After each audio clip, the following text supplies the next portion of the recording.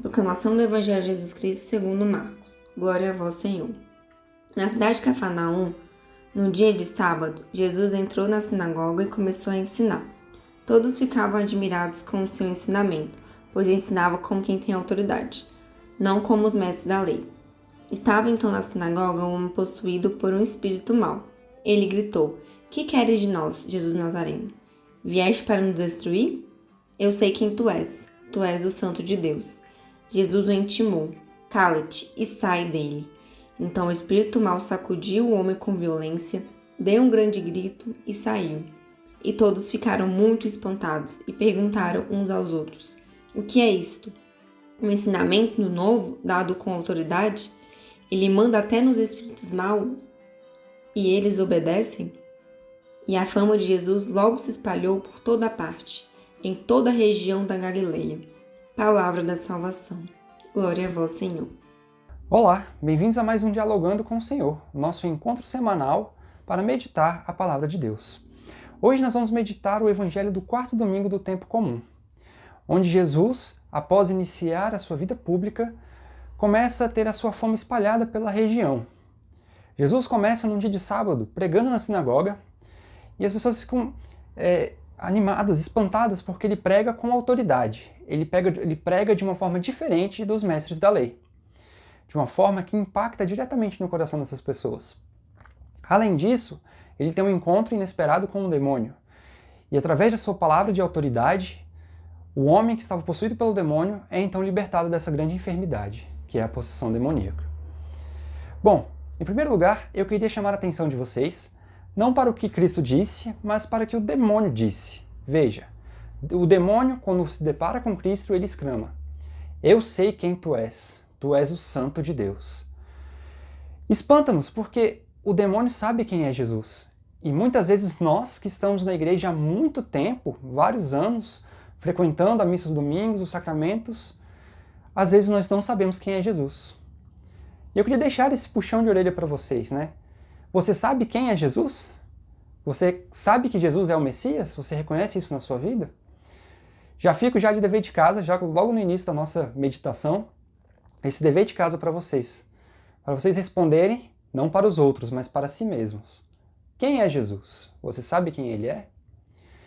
Mas a partir disso eu continuo a nossa meditação com o seguinte ponto. Veja só, até para as pessoas da época era difícil que eles reconhecessem quem era Jesus.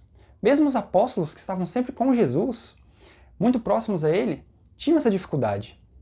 Mais à frente no Evangelho, nós vamos ter a seguinte passagem, onde Jesus pergunta para os apóstolos, né?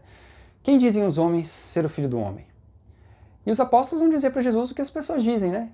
Uns acham que você é João Batista, que voltou dos mortos, outros acham que você é Jeremias, Elias, ou algum dos profetas que ressuscitou, ou então um grande profeta. Veja, as pessoas não conseguem ainda reconhecer quem é Jesus.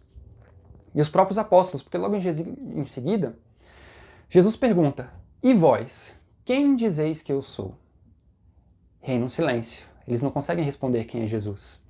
Apenas um consegue responder: Simão Pedro. Ele responde: Tu és o Cristo, o Filho de Deus vivo. E Jesus o parabeniza: Feliz és tu, Simão, filho de Jonas, porque não foi a carne e o sangue que te revelou isso, mas o meu Pai que está nos céus que te revelou isso. Veja só, mesmo aquele que finalmente consegue reconhecer quem é Jesus, ele não faz porque aprendeu das coisas do mundo. Ele o faz por graça e dom de Deus. Então já fica aqui mais uma lição, né? A forma que temos que buscar para conhecer Jesus é através da graça de Deus. Através da graça transformante de Deus, que nos transforma o nosso ser, transforma a nossa visão, transforma a nossa audição, transforma todos os nossos sentidos, aí sim nós podemos ver e reconhecer Jesus quem ele é. Bom, mas a graça de Deus a gente não alcança por mérito próprio. É dom gratuito de Deus. Mas para que essa graça possa agir em nós, a ponto de transformar o nosso interior, que nos permita reconhecer Jesus, nós precisamos combater o pecado. Porque o pecado impede que a graça transforme a gente. Então, esse é o primeiro ponto no caminho para conseguir reconhecer quem é Jesus. A luta diária da sua conversão pessoal e contra o pecado. Quando você tiver combatido o pecado e você estiver em estado de graça, aí sim a graça de Deus, esse dom gratuito, poderá agir em você e levar você a conhecer a Cristo e saber de fato quem Ele é. Esse é o primeiro ponto da nossa meditação. Mas aqui, outro ponto, né, voltando à fala do demônio. Eu sei quem tu és o Santo de Deus. Estranha-nos também que o inimigo reconheça, né, o Senhor, saiba quem Ele é, que Ele é o Santo de Deus e não segue. E aqui entra o pecado, porque o pecado tem a ver com isso. O pecado é você saber quem é Deus, saber que Ele te ama profundamente, que Ele te quer o bem, que Ele te quer junto dEle, e de livre e espontânea vontade, sabendo que Ele é amor, que Ele é o bem infinito, de livre e espontânea vontade você nega esse bem, você vira as costas a Ele. Se vocês pegarem no catecismo e nas catequeses, o pecado mortal exige 3 condições. Você tem que saber, tem que ser um ato realizado em matéria grave, ou seja, algo contra os 10 mandamentos. Os 10 mandamentos são matérias graves. Tem que ter conhecimento pleno, ou seja, você tem que saber que aquilo que você está fazendo é contra os 10 mandamentos, é algo grave, e tem que ser de livre e espontânea vontade. Você não pode estar fazendo isso obrigado. E esses são os demônios. Os demônios conheciam a Deus, mas de livre e espontânea vontade, eles se voltaram. E nós, não estou chamando vocês de demônios, não interpretem dessa forma. Eu estou querendo dizer que quando nós cometemos o pecado, nós cometemos um ato similar, porque nós conhecendo a Deus, conhecendo os seus gestos de amor, a sua lei de amor, que são os 10 mandamentos, nós, de livre e espontânea vontade, nós viramos as costas a Deus. Certo? E o pecado, ele nos impede de ver, depois de um tempo, ele vai manchando os nossos sentidos e volta ao primeiro ponto. Ele nos impede de reconhecer a Cristo, né? O pecado, ele é como se fosse ele vai sujando o nosso ser. Ele nos prejudica de várias formas. Lá no nosso interior, não só no nosso social. O pecado ele tem um impacto social e pessoal. O impacto material e espiritual. O pecado é um lado muito hediondo, pois nos afasta de Deus. Certo?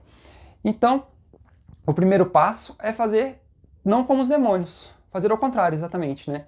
Conhecendo a Deus, cumprir o seu mandamento para amá-lo profundamente.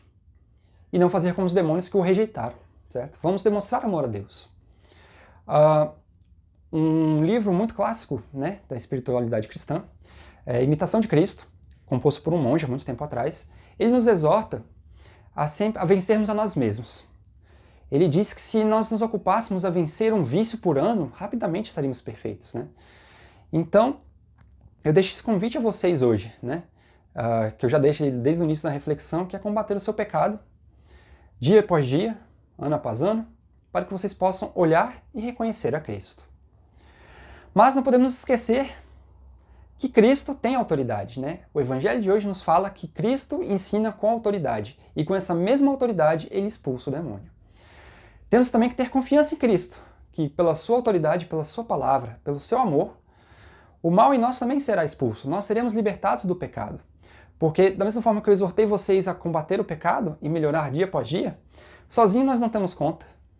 Nós só daremos conta de realmente estipar o pecado da nossa vida se a graça de Deus agir em nós. Com a força de Deus e a nossa vontade de estar junto com Ele, nós poderemos vencer o nosso pecado dia após dia. E aí sim, confiando na autoridade de Cristo, poderemos reconhecer não como demônio, mas como Pedro, e dizer: Tu és o Cristo, o Filho de Deus vivo. Confiemos na autoridade do Senhor. Peçamos então a sua ajuda e a sua graça neste momento. Senhor, eu vos peço a vossa graça, a vossa bênção, para que com a força do vosso amor eu seja capaz de combater o pecado, melhorar dia após dia, para que um dia eu possa, sem sombra de dúvidas, poder dizer e exclamar diante de vós que Tu és o Cristo, o Filho de Deus vivo, e amar-te como irmão no batismo, e amar a Deus como filho também no batismo. Irmãos, fiquem com Deus e uma semana abençoada.